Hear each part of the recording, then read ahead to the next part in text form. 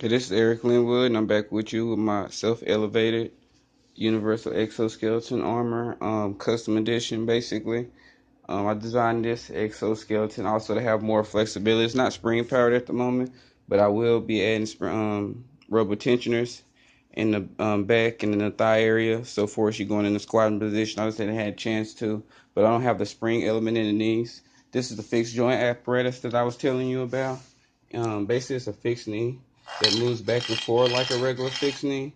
You're gonna have to excuse this part right now. I basically only had, I didn't have any flat pan aluminum. I had plate aluminum, and I was running out of pieces.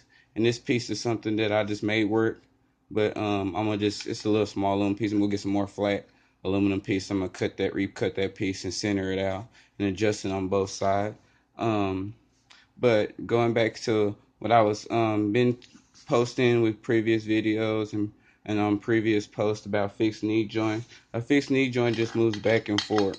Unfortunately, your leg wants to twist left and right, and not only up here in the thigh area, but also down in the calf area.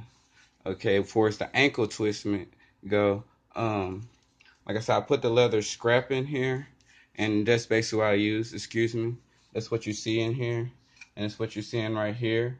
It's basically a heavy duty belt, the old belt that I had, and I cut up. I did a similar system before, using the leather linkages in the exoskeleton, actually with a smaller belt, and it worked fine. And it was elevating. This is an all aluminum suit. I was actually elevating an all metal suit with way more armament. So that should work out fine. But also on top of that, what I'm gonna do is I want to buy a new belt because I didn't drill this one to be in back again. I'm gonna say it like that. So I'm gonna get a new belt and replace this old belt, and basically cut this one too, and double up the joint areas here. So instead of having the one leather, it's gonna have double leather there. It's gonna have a double leather scrap there and double leather there. But I know for sure down at the bottom, even if I don't do it at the hips, because be honest about the for supporting weight. See, the ideal of it is basically um, the leather can bend back and forth this way. But when you have it on your leg, when the force is bending back and forth, this motion here is so it can conform to your leg. But the real motion I got for the leather scrap is being that, for one, it conforms to your leg, and then two, it allows twisting action.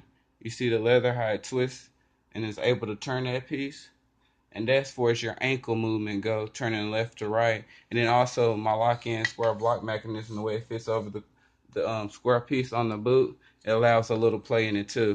But the main thing is once it conforms to your leg, once you have it scrapped in and this piece is conformed to your leg, it pretty much is only moving the way your body is moving. And then on top of that, another reason why I use the leather scrap is because it's more of an organic material.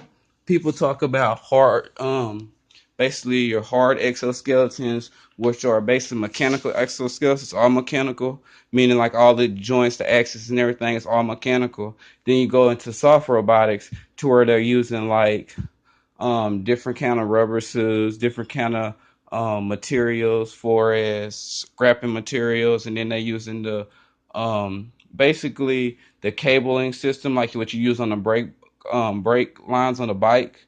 It's like a cabling system like that. They use the same cabling system in car doors to roll the window up and down, and actually the same kind of motor set up in the car door to actually run the cable system as they're using in these new exoskeletons. So it's pretty fairly old technology. They're just applying it in the mechanical aspect of powering an exoskeleton.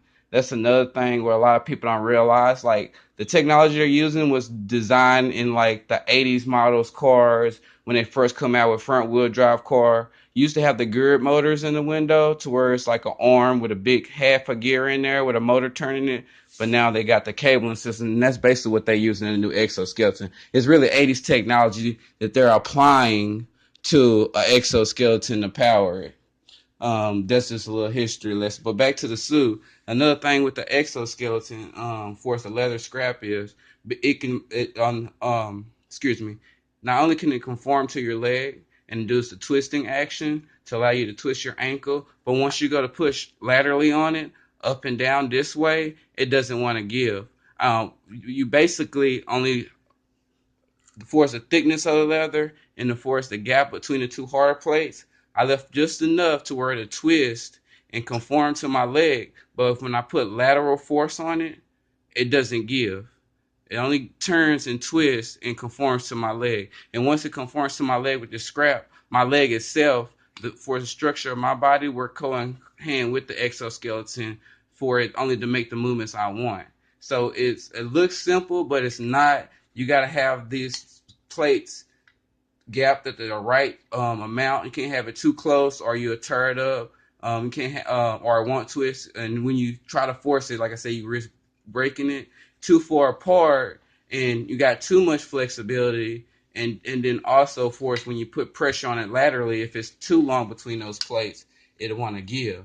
So you got to have that leather scrap just the right. Like I said, this is the right spacing, and it's gonna work fine. But to even enhance that feature, like I said, that's why I want to double the leather pieces up and then add another aluminum plate to it.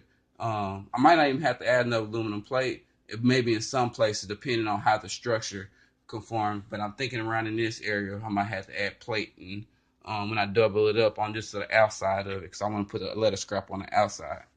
Um, and going back to the leather scrap itself, it's really strong. I mean, this leather scrap, I mean, if you had one long enough, you can pull a small car with it. It's just as strong as toe scrap.